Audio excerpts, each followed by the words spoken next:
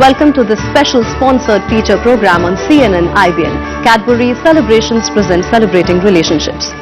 We are in the thick of the festive season, and this is that time of the year when friends and families get together in the spirit of love and celebrate relationships. We will be talking today about relationships and how they are changing in this world consumed by technology, competition and ambition. But before I do that, let me introduce you to this very interesting survey. Cadbury Celebrations, in association with Ipsos, has done this beautiful survey on relationships. Let's first take a look at that.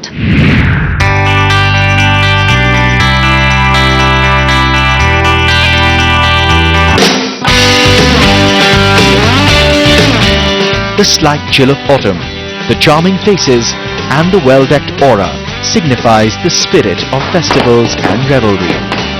The arrival of the season of lights and carnival. In short, the onset of Diwali.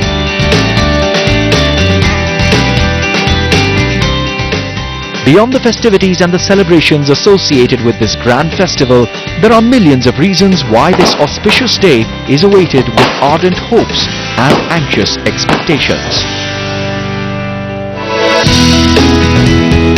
For Diwali is the season to pay a visit to friends and family, a chance to distribute sweets and presents, to share joy and be merry.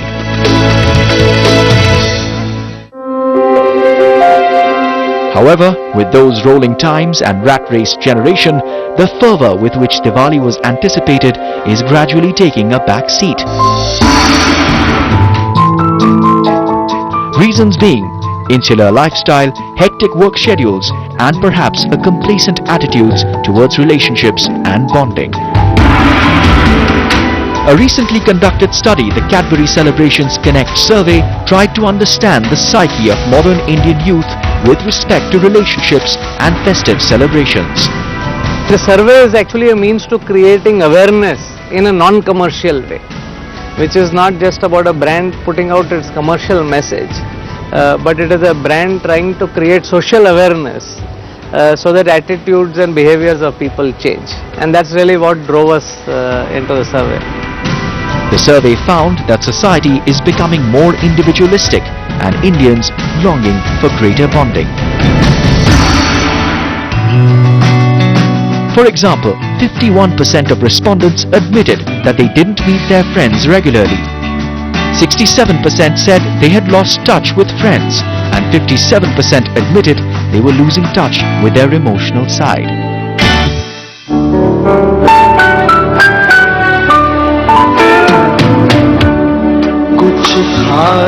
To add a touch of novelty, Cadbury Celebrations has also launched the Is Baar Jaake Milenge campaign, which encourages people to visit their near and dear ones during festivals, a custom which the current generation seems to give a miss. It's time to get together and revel in the spirit of the season.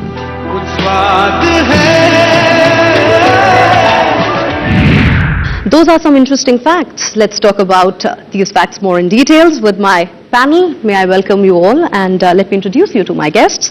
We have with us Rohit Srivastav. He's the Executive Vice President, Contract Advertising. Let me tell you, Contract Advertising is the agency that has been instrumental in bringing brand Cadbury Celebrations to India. I welcome you, sir. Renowned psychologist and psychotherapist, Dr. Varka Cholani. Welcome you, ma'am. And from Ipsos, we have Mr. Rahul Verma. He is the Executive Director, Public Affairs and Media. Rohit, let me first start with you. What was the idea behind doing this survey? We always felt is that the larger purpose is about nurturing relationships, spreading good cheer, warmth, and that's really the larger cause that we have always espoused. So if you look at our history of communication over the last 12 years, it's always been about, exhorting people to go out there and connect, whether it's brothers and sisters during Rakhi or it's, the world at large during Diwali. And from that perspective, while we've had a lot of success, equally I think fair to say that as we look at the world around us in a socio-cultural context, you do see a lot of trends that showed us anecdotally perhaps a weakening of relationships, them becoming a little more fragile. And we've seen this trend kind of accelerate over the past 10 years or so. But it's been anecdotal. It's something that intuitively we felt, and we thought this was therefore a good time to actually just go back and understand it in a bit more fact-based manner, to say what really and get an assessment of how really deep is this trend. And that's when we invited Ipsos to kind of, help us put this together. Rahul, how did you come about with this whole survey? What was the methodology behind it? We really had 2 or 3 things that had to be kept in mind really. One was, is the right target audience that we need to be going to, was something which was very, very critical. Second aspect was really, the geography that we had to go to needed it to be such that was representative of the festive season that we are currently talking about, and hence we said, north and west zone are the kind of zones that we should be visiting at this juncture. India never and does not just live in the metros, and hence it was important for us to also go to the tier 1 towns. So we had equal representation of males, females across distinct age groups. Let me talk first about workplace, because that has sort of become very important for everyone. It's disturbing. On an average, 8 to 10 hours one spends at work, and 51% of the urban working respondents are saying that they don't know their colleagues personally. They send emails, they interact regularly, but on a personal front, they don't seem to know them. How would you read this, Doctor? I think a large part of the confusion is coming a mix between Indian culture and the West. West epitomizes professionalism, and you're supposed to keep your personal space a little separate from your professional space. I think that is kind of permeating into Indian cultures, particularly the metros, where in the MNCs, where you have thousands and thousands of people working, they are fighting very hard to kind of follow the West and keep a kind of a significant distance, because I think 2 factors would possibly be the reason for this. One is fatigue. I think a lot of us are working too long hours, and I don't know if we are really working, but we are spending a lot of time outside home. And just because you're out of the house for 12-14 hours does not necessitate that you're productive, but it has its effect in terms of physical health. And the second, I think, is emotionally, we are a little scared.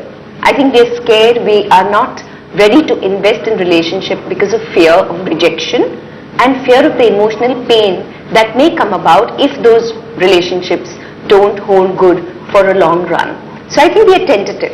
So fatigue, because we don't have the physical stamina or the energy, and emotionally we are too fragile. We don't want to take the risk of going out to a colleague, to an associate, and kind of delving slightly deeper into their lives. So we have very superficial acquaintanceships, and this is permeating in organizations where I just know you as, say, Mugdha, but I don't know anything more about Mugdha. Rahul, how do you read this? Even though we see that the lines between the professional and social circles are sort of blurring, but there still seems to be an inhibition. Whether it is competition, whether it is seniority, or you could be somebody at the junior level, there is that distance that is created at the professional workplace. How do you read that, and does the survey say anything particular about that? Yeah, it does. Only 20% of the people in the survey actually said that they know their colleagues at a social level really, and that's quite a big issue that really comes in over here. And you're absolutely right. The moment I enter, I enter with an open arm. I'm welcomed with an open arm. But because of hierarchy, because of peer pressure, because of competition, because of Western culture, very rightly put, I think so what's happening is the distance is going on, and it's only left at a 20% at the end of the day as far as the social interaction is concerned. Let's move on from workplace and talk about neighbors. This is one bit I find very disturbing, and Rohit, perhaps I could ask you about this. The survey says that we know of our neighbors, but we really don't get time to interact with them. Some of them don't even know. They may be living in the same locality, they may be living on the same street, they may be sharing an apartment block, but they don't really make that effort to know their neighbors. Some of them even don't know their names. How disturbing is that? It's something that we had kind of intuitively sensed, but I must say that we were shocked by the extent of the figures, because that painted a very kind of a drastic picture. And it's something that's I think particularly strange and shocking, because remember that we come from a country of joint families, of nukkars, of addas, of antaksharis. Our whole culture has been so community led, and when you see the current trend in contrast to what our history and culture has been, that is what I think makes it really paradoxical. And it's I guess, a lot of the reasons have been touched upon by Doctor over here, in terms of why that is happening. I think what's also kind of, adding to it is the fact that, she referred to the fatigue factor, and it's something that we call the 99 lives syndrome. That it's in a life, you're wanting to read up, you have to party hard, you have to work hard, you have to blog, you have to write, you have to update and there are only 24 hours in a day. And therefore this is forcing people almost into a very individualistic path, right? And I think that's one of the big kind of reasons behind, this evidence. Doctor, there is really no compulsion why people would not interact with their neighbors. I can understand workplace, but neighbors, I think generally we are moving towards a scenario where alienation and isolation are unfortunately becoming a way of living. Okay, and maybe partly technology contributes here, because we are so busy all the time, trying to be connected, that with actual human relations, we are hardly connected. And to that extent, to know your neighbor, you have to make a slight investment, emotional investment. I'm not so sure emotional stamina is there after the person returns from work, to be able to make that investment.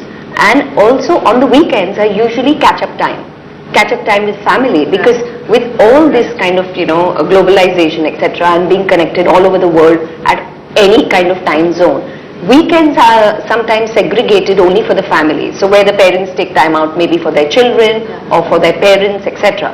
So since we've already emotionally kind of burdened with connecting with families, that leaves us very little energy to connect with neighbors. I would think that would leave us with some time to connect with friends, and that brings me to our next section, which is talking about friends. And they say you can't choose your family, but you choose your friends. But what I see here is that almost 70% of people that have been interviewed have lost touch with some of their friends, and 20% have not been in touch at all.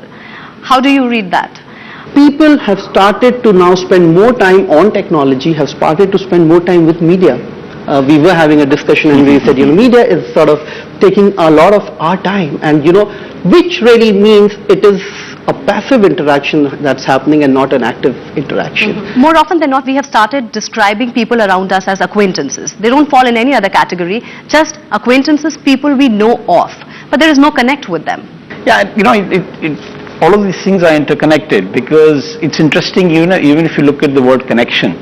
Today I think a lot of the connection is through screens and earplugs. So you could be sitting in a cafe coffee day, but the person opposite you is a screen, because you're doing your work, and it's called social networking, but it's sometimes quite the opposite. And therefore the interesting thing is that I know the Facebook status of my so-called friends, but I don't really know their emotional status. Yeah, this is what will bring me to our next discussion point, which is what is leading to this disconnect. We'll be back in a short break.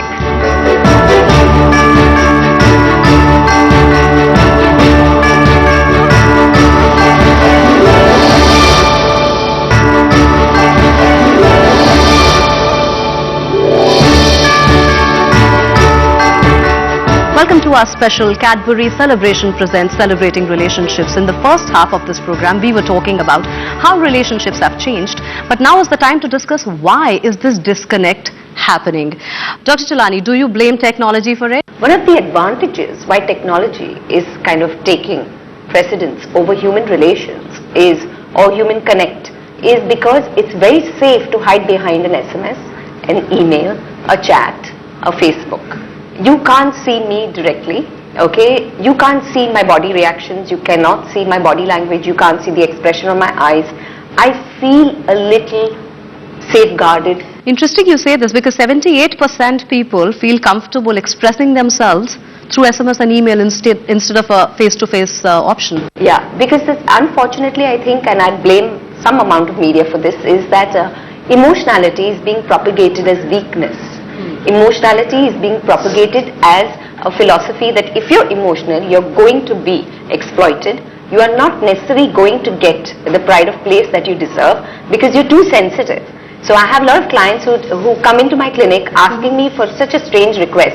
That, Barkha, I'm sensitive, please make me more sturdy. And I say sensitivity is one of the great qualities of human emoting and human relating. What we want to protect against is oversensitivity.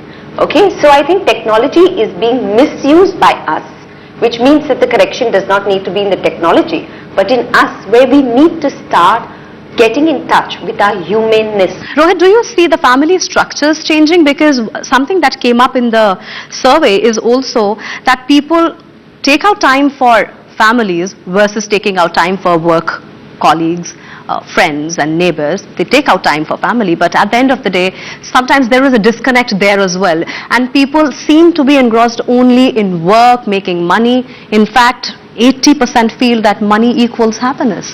We use this phrase quality time. I think it's just a guilt assuaging way of actually telling your family that you don't have as much time for them as you need to.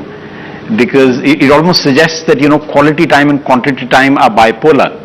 And that's not what it is. When you spend 3 hours with your family, it was all quality time. But you're now trying to kind of, justify that, hey, it's only 15 minutes, but it's quality time. Dr. Chilani, does it bother you that people give so much importance to money, earning money and providing for the family in a certain way? Money doesn't equal happiness, and I think success doesn't equal happiness, because if that was really true, well, my office is only flooded with very successful people. And the very fact that they seek some kind of professional help for their emotional inabilities, okay, speaks volumes to say that success and happiness are completely unrelated. So to that extent, if the myth was broken, I'm not saying that I'd like to be a beggar on the street. But at the end of the day, one has to draw a boundary and ask himself or herself how much. Rahul, at this point, what does the survey say about celebrations? How are people celebrating today festivals, get-togethers, and who are they celebrating it with? Family. We've been talking about the fact we don't have enough time for the family. It's the celebration time when people are going back to their families and they're celebrating with their families and their friends. So the two most set of individuals who we had left in our lives are actually coming back to us when the celebrations come by. How do you plan to celebrate? That would be my last question. I think for us, especially when you look at Cadbury celebrations, it's really exhorting the world to actually go out there, reach out, connect with warmth, connect in real terms.